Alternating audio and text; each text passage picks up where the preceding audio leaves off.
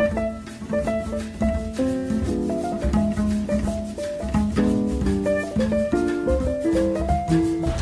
morning, I'm Justin Anwat, and the country I choose to look into was Brazil. So Brazil and the Philippines share a very common problem: corruption. Before, we discussed in class that corruption impedes growth and development of a country. Actually, in 2013, according to World Bank President Kim, he stated that corruption is public enemy number one in developing countries. An important step toward fighting corruption and helping more people live better lives is to build institutions with greater integrity. So just a brief overview of Brazil. So the Federative Republic of Brazil is simultaneously South America's largest country, both by population and geographical size, and one of its most diverse and fascinating. Brazil houses most of the Amazon rainforest. So it's one of the world's largest and most significant economies. Its most active sectors are agriculture, mining, manufacturing, and service.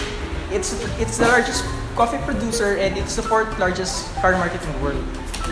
In 2015, GDP per capita in PPP terms in Brazil was $15,390, while in the Philippines it's only $7,387. So Brazil belongs to the high human development category with a score of 0.754, ranking 79 out of 180 countries, while the Philippines only belongs to the medium human development category with score of 0.682, ranking 116 out of 180 countries. So the population of Brazil is 207.848 million, more than double of the Philippines. So now let's move to Brazil's fight against corruption. So Brazil has a massive scale of corruption, estimated to be 5% of its GDP, and 70% of it is money laundering. So money laundering is when you disguise an legitimate source of money, for example, drug trafficking, terrorist activity, to have been derived from a legal source. So in 2016, Brazil ranked 79 at the Corruption Perceptions Index, while the Philippines ranked 101. So this means that corruption in the Philippines is worse than Brazil.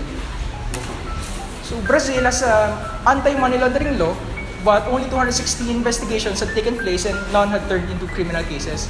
This is because judges lack expertise in tackling complex financial crimes.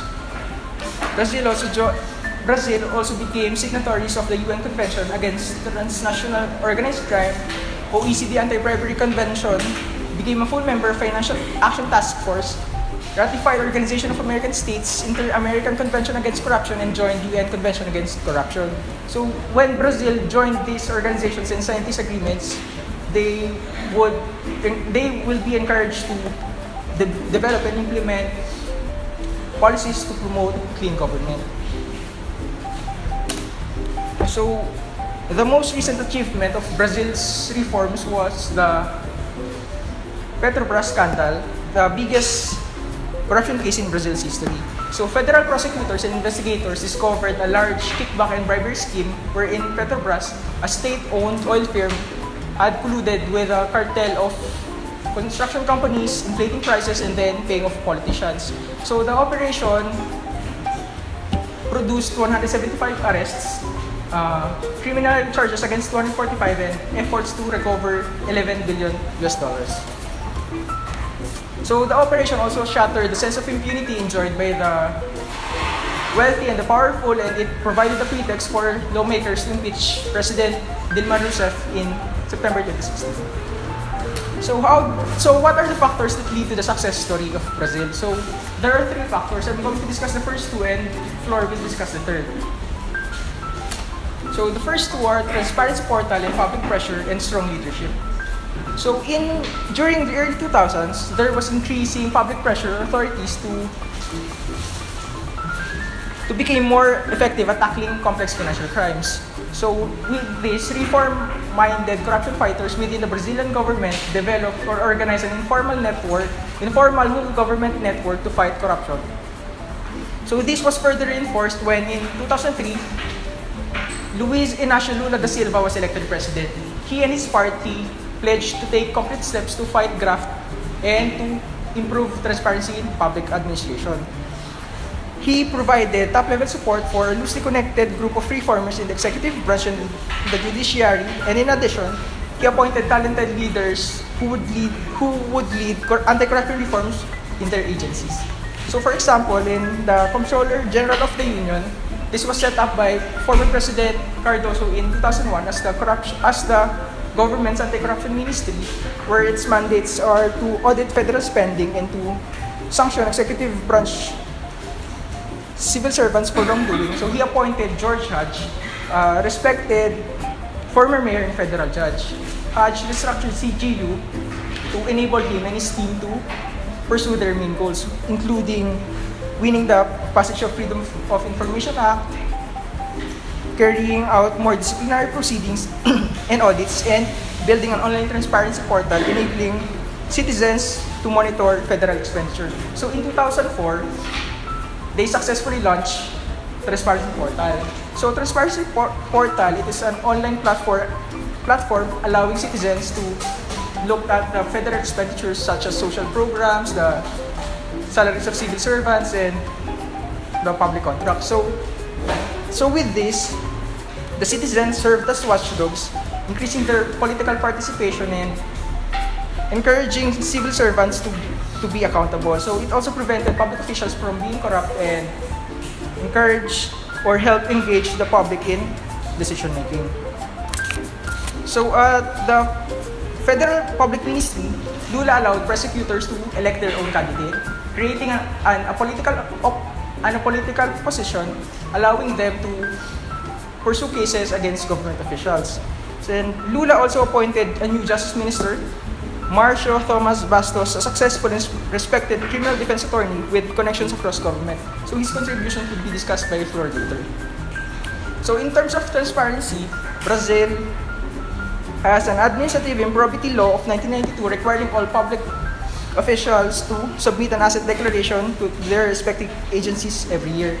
Also, in 2005, Lula ordered all federal executive branch workers to submit to their agencies an annual declaration of all their assets. So the decree allowed CGU to scrutinize the declarations.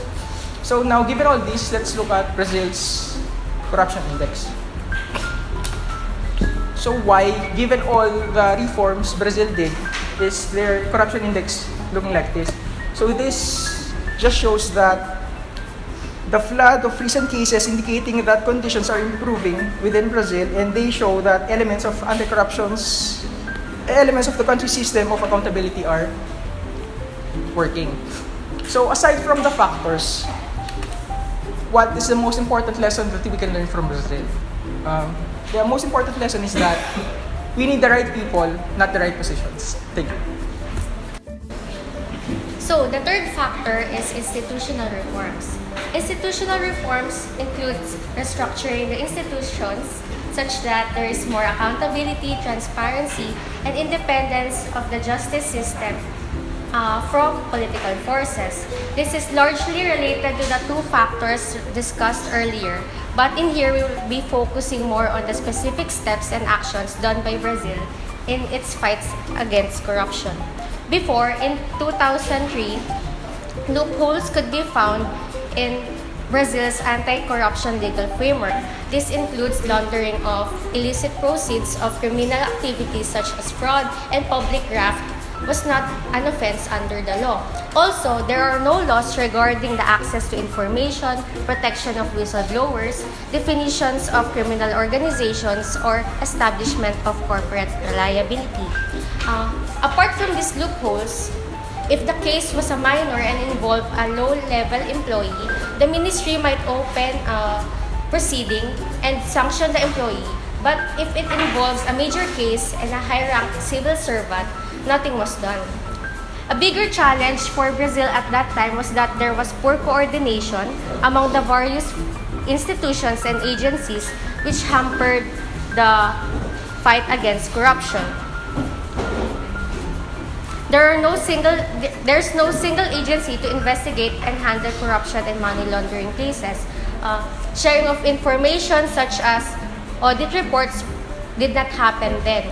And formal rules also hampered the efforts for coordination. For example, different officials from different ministries have to be of the same rank to talk about a case in a meeting. So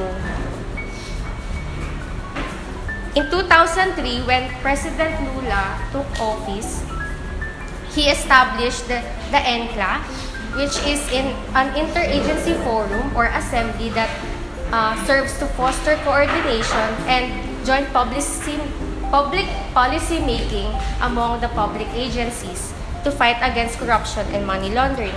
Through ENCLA, they have improved interagency coordination and eliminated redundancies.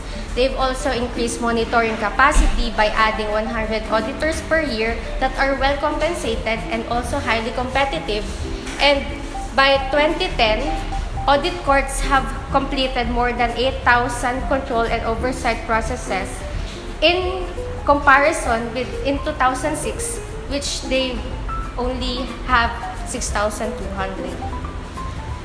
They've also created specialized courts that focus exclusively on financial crimes and refined preventive laws and measures such as anti-money laundering law, Clean Companies Act, that have standardized the bank account information and created a direct corporate liability, access to information law, law on criminal organizations, disciplinary proceedings and audits, and whistleblower protection.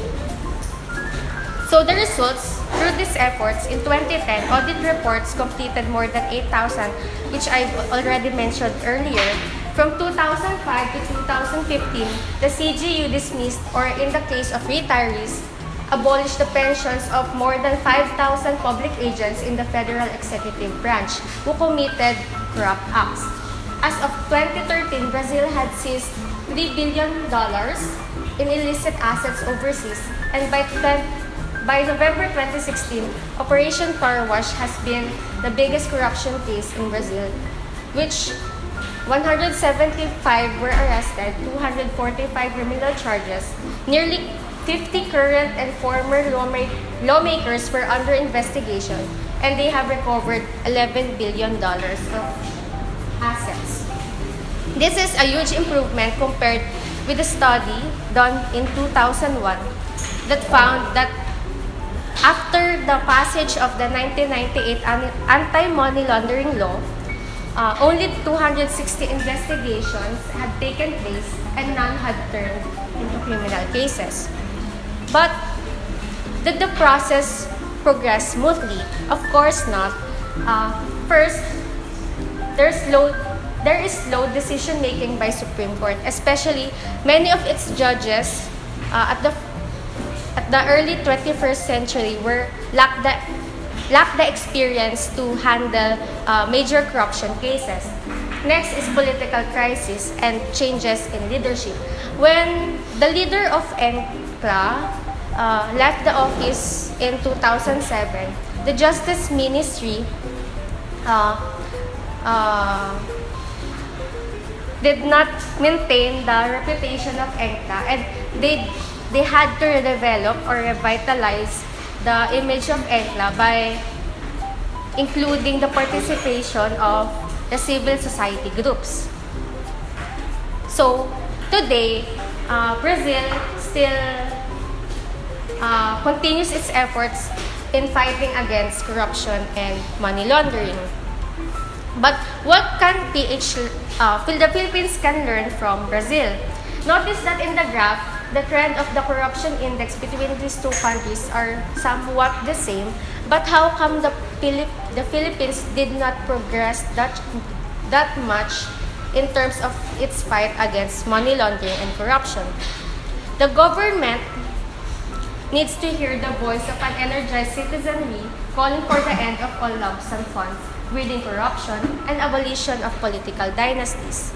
Second, to establish freedom of information and accountability into the fabric of state institutions. And third, to ensure the prosecution of corrupt officials regardless of their party affiliations. Also, Filipinos may seem to forget easily the lessons from our history. Even though public officials have corrupted huge amount of assets, some people tell us that we should move on. But despite the taking back what we have lost. So, but with the corruption, everyone pays. So we should never forget. Thank you.